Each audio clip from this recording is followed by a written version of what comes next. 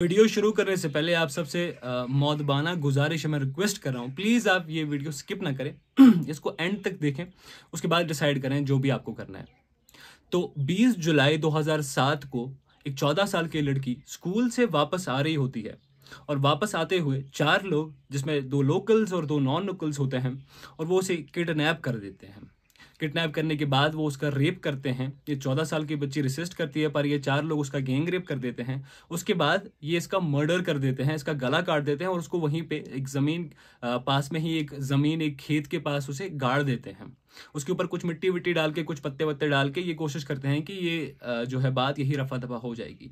इसके बाद इंफॉर्मेशन मिलती है और पुलिस एक्शन लेती है और इसके ऊपर बहुत प्रोटेस्ट होते हैं। Famous case of Tabinda Gani आपने सुना होगा, बहुत प्रोटेस्ट हुए थे उस टाइम पे। उसके बाद एक केस जाता है सेशंस कोर्ट कुपवारा में।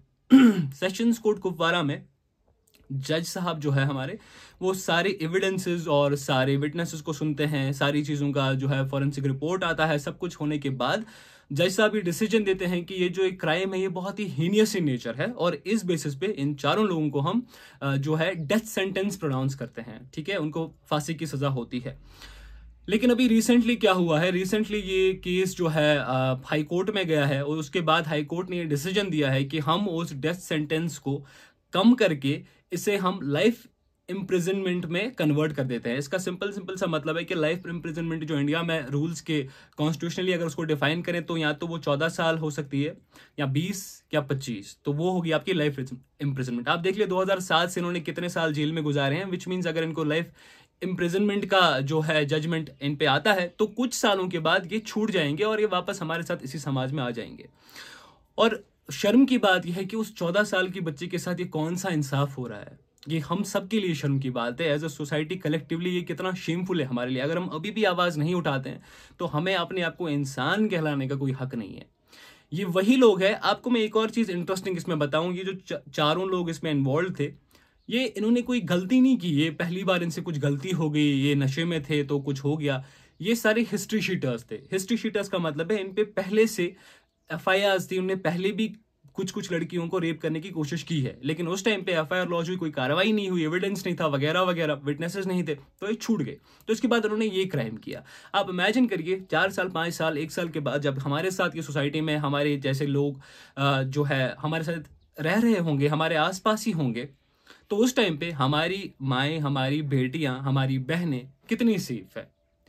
It's not just about me, it's not just about you, it's about all of us. Collectively हम सोसाइटी में ऐसे किसी को, किसी इतने ऐसे दर्जे के दरिंदे को आप कैसे जगह दे सकते हैं। मैं तो I fail to understand how a high court जज हु इज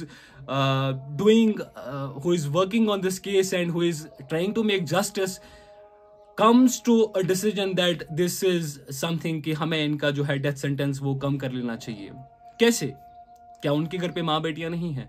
अब आपसे इतनी सी रिक्वेस्ट है कि प्लीज और प्लीज एक तो इस बारे में बात कर लिए, आपका जैसे आप कर सकते हैं प्लीज हाईलाइट दिस इशू। दूसरा, इस वीडियो को जितना शेयर कर सकते हैं आप प्लीज कीजिए, ताकि ये बात उन तक पहुंचे जो हमारे डिसीजन मेकर्स है, जो हमारे जुडिशरी में बैठे हैं, हमारी एडमिनिस्ट्रेशन में बैठे हैं, उन तक ये बात पहुंचे that people are not gonna tolerate this shit, they are not gonna take this. If this is being done we will protest, we will work against it. हम सब मिलकर इसके खिलाफ प्रोटेस्ट करेंगे और ऐसा होने नहीं देंगे, क्योंकि इसके बाद हमारे समाज में हमारी माँओं, बेटियों और बहनों की कोई जगह ही नहीं है।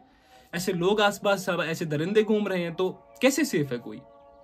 आपकी माँ, आपकी बेटी, हमारी बेटी कैसे सेफ है?